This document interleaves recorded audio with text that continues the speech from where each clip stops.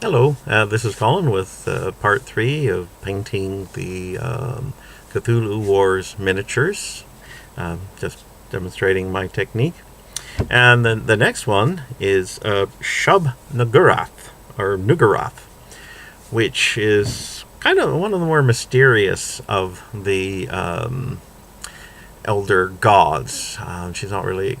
She's referred to, but I don't come across too much detail about her in Lovecraft. Even though she's often thought of as a fertility deity and is supposedly worshipped worldwide.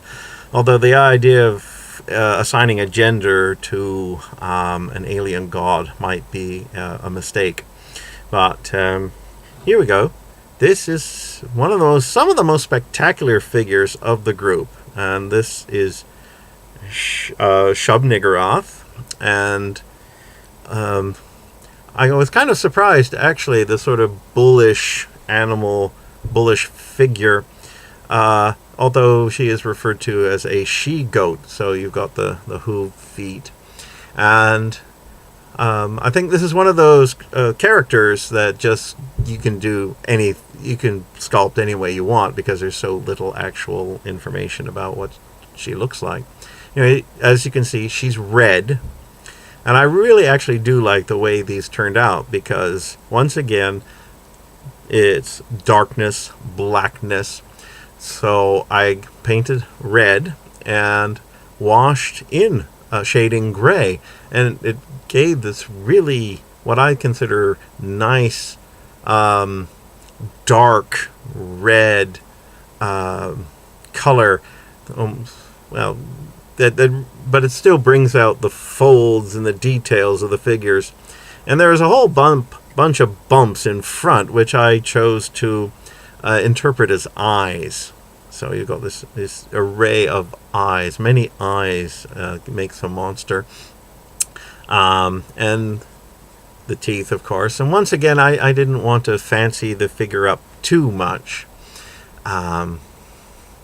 But there's Shub-Niggurath. And then there are the Dark Thousand Young, which is just a blaze of tentacles and mouths on top of the sort of goat-like, although they kind of have a wooden texture. There's something... They hide in dark forests, so I think in a way there's something like, I don't know, Ant gone mad about them. So...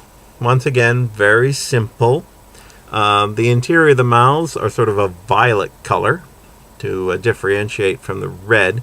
And as you can see, it has rows and rows of nasty teeth. And I chose to, give little horns on the kneecaps and such. But there's 3 of these in the set, and that is pretty unnerving if you were to come across one of these in Stanley Park. So with Shub-Niggurath, you get the Mego, which, as we all know, the fungi from Yuggoth, which was Pluto. And this is actually a creature for which we have a color description as pinkish. So, it kind of went all the way and went for, something a little different, a pinkish monster. You'll notice the heads are different colors because that's their language works. The heads change color, so that's how they communicate. And of course, the Mego is clutching a brain, which is far too big to be a human brain. It looks like to me. I think Mego are something like 5 feet tall, something like that. But still, I assume that's some brain from an alien species. The Mego like to collect these things and put them in canisters.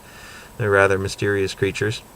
So, and now this was a bit of a departure because I couldn't exactly stick with the theme of red with this. These is a ghoul.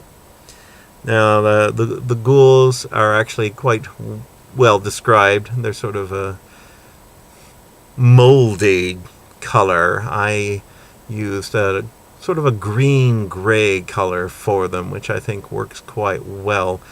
You want to get something of the feel of a rotting corpse. I don't know, but yeah, they got the big red tongue, but otherwise you wouldn't know he was part of the red faction, except of course for the base.